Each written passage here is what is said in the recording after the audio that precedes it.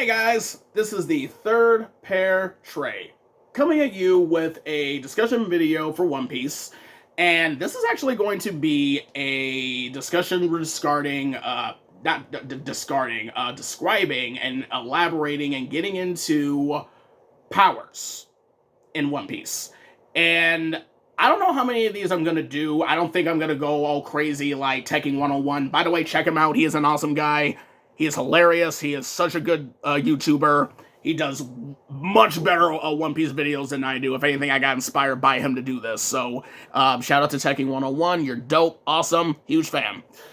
Anywho, I want to talk about the power of the new Admiral, Aramaki, aka Green Bull. From his introduction, from the name drop, there was a good feeling that he was going to have a nature-based fruit or a plant-based fruit. The next time we hear of him, we actually see a silhouette of him, and he's talking with Fujitora, and he mentions that, I haven't eaten, in years. I've been fasting for so long, and the only time I'll eat anything is if a beautiful woman serves it to me. And I'm like, you haven't eaten in that long? Like, any food? And then I'm thinking, well, your name is Green Bull. If you have a nature-based power, maybe it's plant. Maybe you get photosynthesis. You don't need food. Lo and behold, the next time we see the dude, he's floating over Wano, and he has a huge sunflower growing out of his back, spinning like a propeller. I just spit there, but I apologize. It happens. So, confirmed he does have plant powers. What I wasn't expecting was the name drop of the fruit, and it's such a simple power. It's a Logia. Confirmed Logia, and it's the forest fruit. He is literally a living jungle. He is nature incarnate, as he so describes. He can literally, he just becomes roots. He becomes tree. He becomes nature itself. He walks around and just flowers and trees just grow before him. And he can just take what you want with this. Take any wood user from any major series like Hashirama Senju from Naruto or Kurama from Yu Yu Hakusho. Like, just take those insane wood users or plant users and you mix them together, and this is basically what you get. Aramaki is, oh good God, he's devastating with this power. The scabbards confront him, and in seconds, he low diffs all of them. Just binding them on all these different tree roots, and he literally summoning giant fists made of solid wood and vines and roots from the ground to just pummel these samurai with. Like, the only one that did anything close to damage to him was Yamato, but that was because she used Haki. And I'm just over here sitting here like, this guy is a living forest. Do you have any idea how devastating that power is? Like, this is literally the nature power that we have yet to see. Out of all the Logias that we have seen fire, we've seen ice, we've seen light, we've seen sand, we've even seen gas and snow. Something as common and as simple as nature, plant life, the forest. That's insane. That's truly, truly insane. Like, this dude has such an advantage.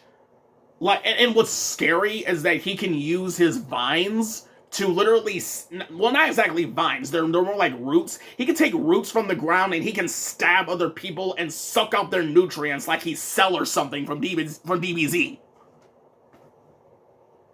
And I'm like, and what's even worse is the guy's personality. But I'm getting more into the character than the power itself. So let me continue the discussion by saying what he could potentially do with this power. Well, first and foremost, he never has to go without food, because he can always just grow fruits and vegetables on moss. And then you have, and that, speaking of which, moss. He could probably also create moss on moss. And, the trees and the different flowers. And that's another thing. We don't know if he uses oddly specific plant life or he just uses plants and wood in general to just attack everything. I'm pretty sure it's as simple as the latter. He just shows up and trees just erupt from the ground and they can bind you in place, they can impale you, they can punch you, they can crush you. He can literally go into the ground and pop out of the ground and he's like a giant tree, like his face is literally in the tree. And it's like, okay, this guy is scary. He is versatile. As long as he is on solid, I dare say the only danger of the fruit, I dare say, is him on solid land. If he is on solid land, or if he's anywhere near a plant that he can control, he's pretty much invincible. But if you put him on like a boat or something with next to no plant life, I don't think his power will be able to work there. Unless you want to manipulate the wood of the ship. But in that case, that would be a little risky, because he might tear the ship apart and then he'll sink and then he'll die, because he can't swim, because he's a Devil Fruit user. So, I dare say, out of all the characters in the series that could contend against this type of power, I would definitely say, well, first and foremost, Crocodile. Crocodile can absorb the moisture of a rock and turn it into sand. What do you think he's going to do with trees and plant life? What are they full of? They're full of water. They're full of moisture. I dare say, you put Crocodile and Aramaki together in a room and you have them fight each other, I can see Crocodile taking that win. Not easily, but I can see him taking that win. Because even though Aramaki has that plant power,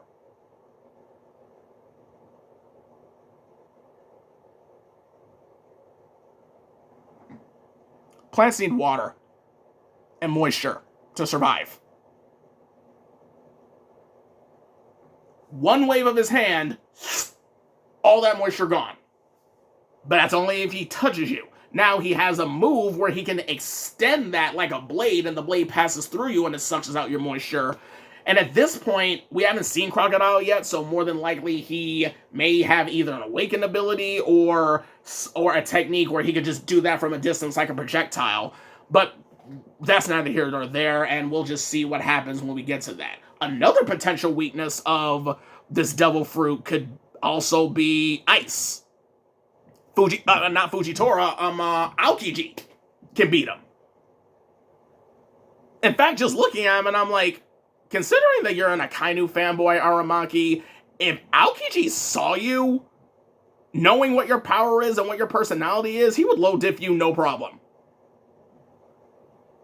You think you're hot, but it's like, dude, everything about your power is rendered moot in the face of Aokiji.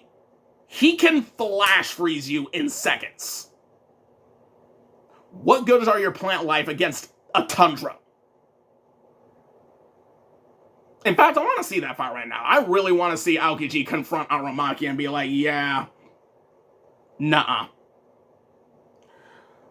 So, aside from that, and I kind of made a joke earlier to one of my friends that if Luffy wanted to fight against Aramaki, he might accidentally make him more powerful, because now that Luffy has the power of a sun god, the sun just, it enriches plant life, it makes them grow, so wouldn't technically that make him even more powerful?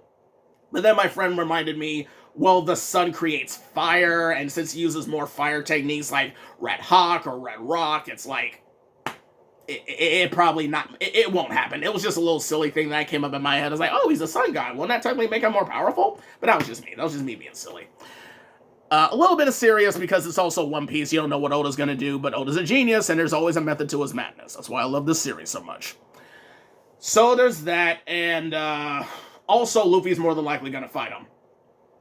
Actually, considering the fact that he just beat the shit out of the Scabbards, and Momonosuke and Yamato might have an issue fighting him, once Luffy senses that there's a strong enemy somewhere on the island and he finds out it's an admiral, someone on Fujitora's level, he's gonna fight against him, because the last time he fought at the end of Dressrosa, everyone tried to leave. Luffy made a beeline for Fujitora because he was an admiral, and he flat out said, I can't run away from strong people like you anymore. I gotta fight you. So that just lets me know Luffy's gonna try and fight against Aramaki. I kind of hope that happens. But that's all for this discussion video. This has been the third pair tray, and hope you guys enjoyed it. Be sure to rate the video, like, comment, and subscribe as always, and I'll see you guys next time. Take care and stay safe.